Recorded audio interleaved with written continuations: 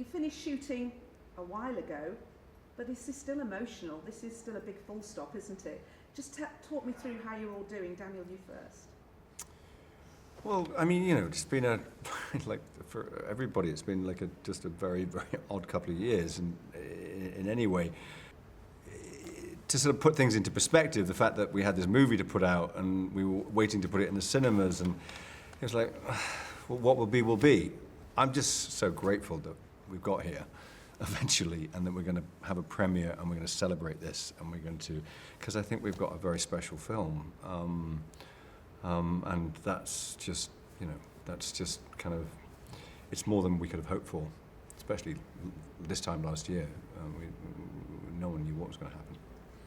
I think it's interesting you'd announced that this was going to be your last one. We knew that, and then we were waiting for this moment to happen. That must have been slightly agonising, because you were about to have this very big moment, your last Bond film, and you couldn't. But like I said, you know, it's like, you know, everything had to be put into perspective. I mean, it was just like. The world has gone crazy, and it's like, you know, we locked it away. We've been so been so careful about keeping it under wraps, and you know, we waited, and thankfully the people whose money it is have been incredibly brave and have waited, because it could have gone other way. It could have gone out there. This is a Bond movie. It's meant to be seen in the cinema, and I've just had to chill. I mean, it's out of my hands, you know. Control the things you can control. How do you feel when you hear this question all the time? Can Bond save cinema? You answer that one. Thanks, Daniel. Listen, it's imperative that we save cinema. I mean, cinema is, you know, so vitally important to us culturally, and it's one of the greatest forms of entertainment.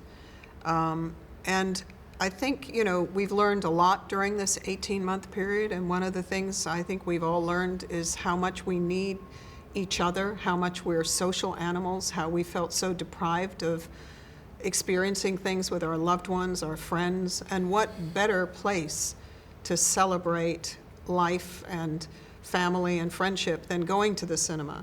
And I'm really excited that some of the films that have come out recently have done so well, because we have to remind people of what a great experience it is to go to the cinema and see a film.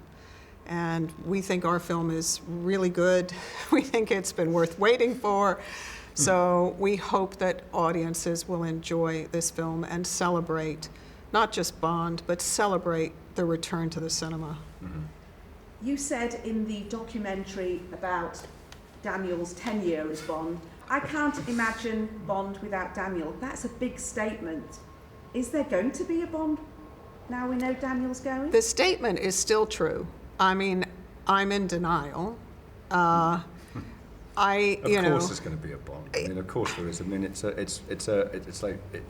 listen, I mean, I'll answer this. It's like the James Bond it's hopefully eternal. There's always going to be something. So, you know, we're in the middle of this, and it's been a very emotional couple of years for all sorts of reasons. And I think it feels like we just sort of want to get the film out. Let's just deal with that, and then I'll be front row and centre when the next one arrives. You've had a bit to say about who it should be. Mass speculation. Have I? You said not a woman. Did I? Yes, that was the statement you made. It's been No, everywhere. I didn't. No, I didn't say that. What I said is there should be parts for women that are better than that. There shouldn't. I never ever said it should not be a woman. It's just like why does James Bond have to be a woman? Someone should write a role as good as James Bond for a woman. That's what I said. Yeah, and I agree with that. And I've said the same thing. I actually copied him by saying the same thing. What's been the lowest point for you, do you think, in the 15 years? There must have been lots and lots of highlights, of course. There's no low point. There's times where jobs get tough, but that's like everything. So, and I can't look back on any of the 15, 16 years actually it's been, without thinking of all the high points. They so outweigh any of the low points. It doesn't even register. Where do you think this can go? You reinvented it. That was the ambition, really, in hiring Daniel, was to bring a whole new Bond into the franchise. Where do we move to now? Where's the next step in this Marvel cinematic universe? I mean, things have changed so dramatically, haven't they, in cinema over the last 10 years or so? I really am not thinking about the future. I'm thinking about now, and I think we have to celebrate now. Again, we've learned a lot during the pandemic, and one of the things we've learned is relish the good times, and this is a good time. I mean, we think the film is magnificent.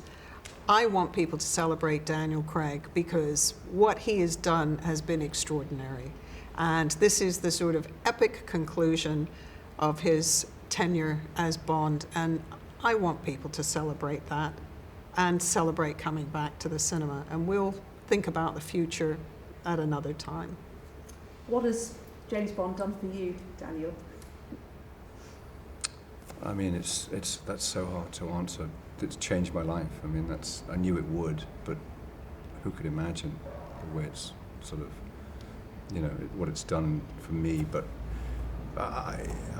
the only thing, I always say this, it's given me the chance to work with some of the best people in the industry, and Barbara and Michael have given me this opportunity and responsibility to sort of take this on. And, I'll be forever grateful for that opportunity, but the work is what I've always loved most, and that's what I'm going to miss most about this. I feel like an air of finality, obviously with you, but, finality in something very dramatic, It's a celebration. It's a celebration of the, it's the conclusion. It's a celebration of everything he's done up until now. I mean, the thing that Daniel has done is he's given Bond a really complex, interesting life, and so there's lots of relationships in this film that are very meaningful and very interesting, and I don't think you'll be disappointed.